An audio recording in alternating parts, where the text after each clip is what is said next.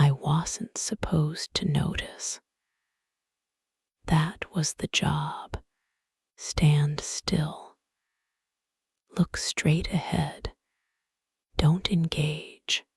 Don't observe. Just be a uniformed placeholder between the art and the chaos of the public.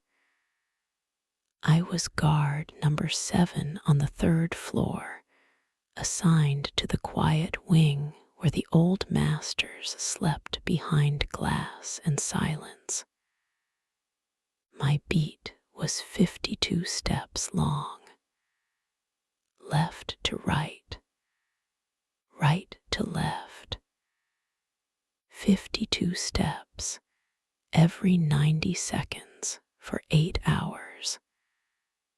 That's how I kept time. Not by the clock on the wall, but by the echo of my own polished shoes on the marble. Click, click, click, click. 52 steps. Turn, click, click, click, click. 52 steps. Turn. That was my life. Predictable, safe, invisible, until the painting started changing. It wasn't a famous piece, not like the Van Gogh down the hall that everyone stopped for. This one was tucked in a corner, half hidden by a pillar. A landscape. A river winding through a forest under a bruised purple sky. The artist was forgotten. The title was generic, River at Dusk. I could have walked past it 1,000 times and never seen it, but my route took me right in front of it. Every turn, every loop, 52 steps. Turn, face the river, 52 steps. Turn, face the river. So I started to see it. Not really see it at first. Just notice its presence. A rectangle of color in the corner of my vision. Then, on the 3rd night, I noticed the tree. There was a tree on the left bank, its branches heavy and low over the water. I knew it was there because Id counted its branches once. During a slow Tuesday when the museum was empty and my mind was wandering. 7 branches. I was sure of it. 7. But on the 3rd night, as I turned and my eyes swept across the canvas, in that split second before I looked straight ahead again, I saw 8. Just one more thin line of dark paint, curving out from the trunk like a new finger reaching for the river. I blinked. I looked away. I completed my turn. I walked my 52 steps. I turned again.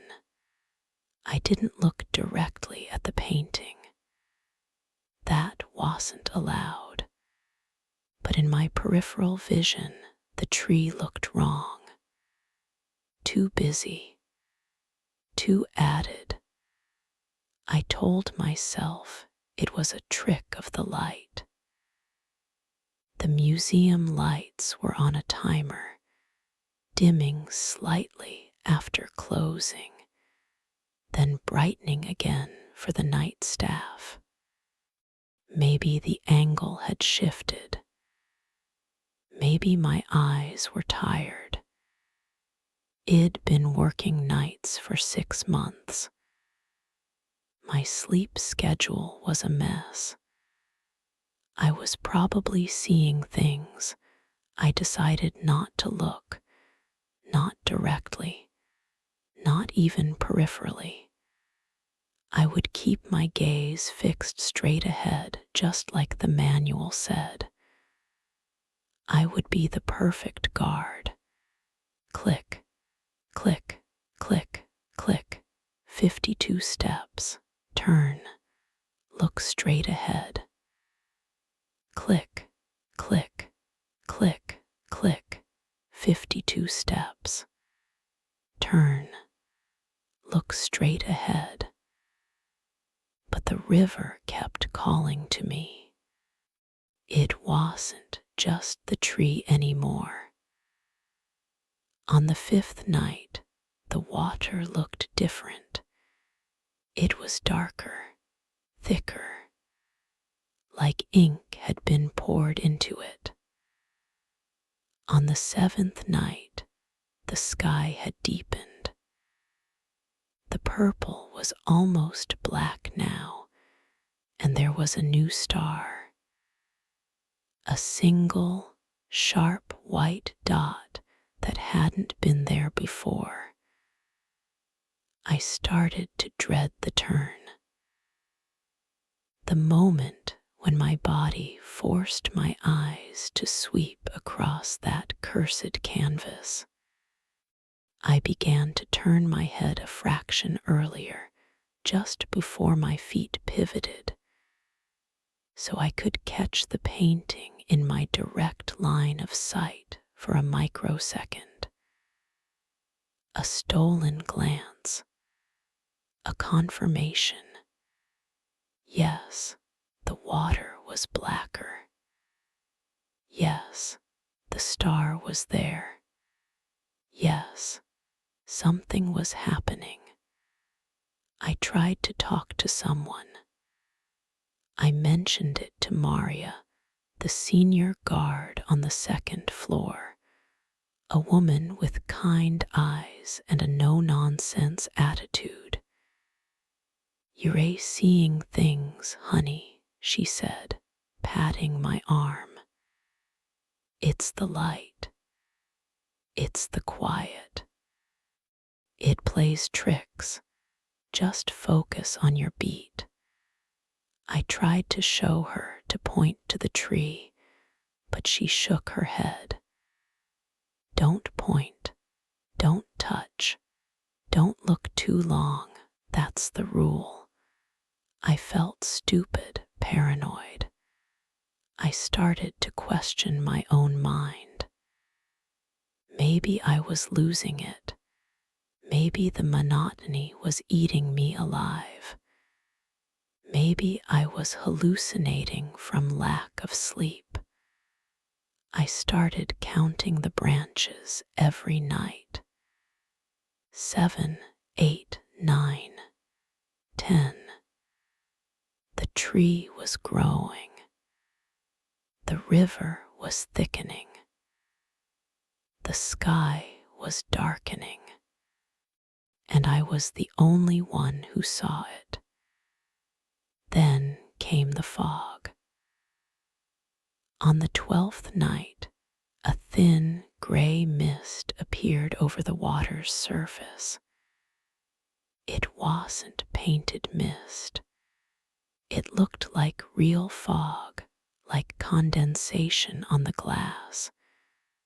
But when I leaned closer, careful not to touch the barrier, I could see it was part of the canvas. It had been added, painted in with delicate, translucent strokes. I felt a chill, not from the air, from the realization that this was deliberate. This wasn't decay. This wasn't a trick of the light. This was intervention. Someone was changing the painting, night after night, while I walked my 52 steps, while I looked straight ahead. I became obsessed. I started arriving early. I'd stand in the empty wing before my shift started, just staring at the painting. I'd examine every inch, memorizing the details, waiting for the next change. I stopped sleeping. I stopped eating properly. I'd dream about the river, the tree, the fog. I started to suspect everyone. Night janitor, a quiet man named Elias who mopped the floors with a rhythmic swish. The curator, Dr. Finch, a woman with sharp features and an even sharper gaze who made surprise inspections. Even Maria, though she seemed too practical for such a thing. I started watching them, not the painting. Them. I'd catch Elias lingering near the corner, his mop paused, his eyes fixed on the canvas. I'd see Dr. Finch standing too close, her head tilted, her lips moving silently as if counting the branches. Paranoia became my oxygen. The changes accelerated. On the 15th night, a bird appeared. A single dark silhouette perched on the new branch of the tree. On the 18th night, the fog thickened, curling around the trunk like a serpent. On the 20th night, the river started to move. Not a wave, not a ripple, but a slow, imperceptible current, a sense of flow that hadn't been there before. The paint itself seemed to shift, to breathe. I felt dizzy. I felt like I was losing my grip on reality. I started talking to the painting, whispering, "What do you want? Who's doing this? Why me?" Then came the 23rd night, the night everything changed. I walked my 52 steps. I turned, I looked straight ahead, and I saw it, the figure, a man, standing on the far bank of the river. He wasn't there before. He was painted in charcoal gray and shadow, but he was distinct. Tall, thin, wearing a long coat, facing away from the viewer, looking out over the water. He was new. He was undeniable. He was watching. I froze, my breath caught. My heart hammered against my ribs. I couldn't move. I couldn't look away. The figure seemed to pulse on the canvas. He wasn't just paint. He felt present. He felt aware. I felt a sudden, irrational certainty that if I looked away, he would turn, that he would look at me, that he would step out of the painting. I don't know how long I stood there, a minute, 5 minutes, an eternity. My training screamed at me to move, to complete my turn, to walk my beat. But my body was locked. My eyes were glued to the figure on the far bank. The silence of the museum pressed in, thick and heavy. The only sound was the frantic thudding of my own heart. Click, click, click, click. The sound wasn't from my shoes. It was from my pulse, echoing in my ears. 52 steps.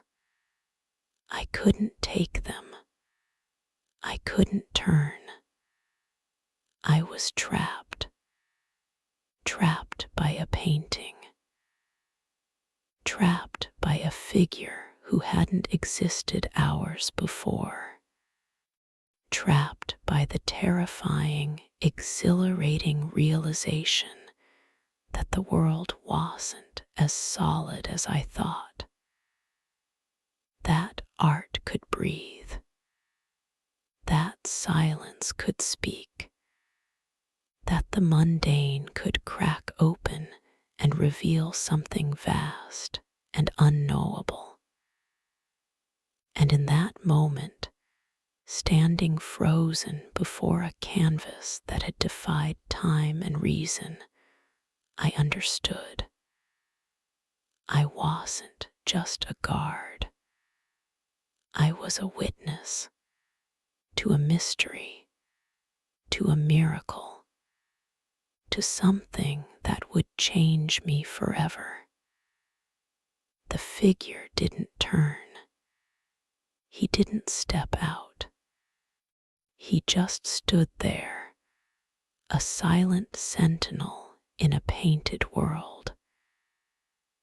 And I stood here, a silent sentinel in the real one. And for the first time in my life, I felt truly seen.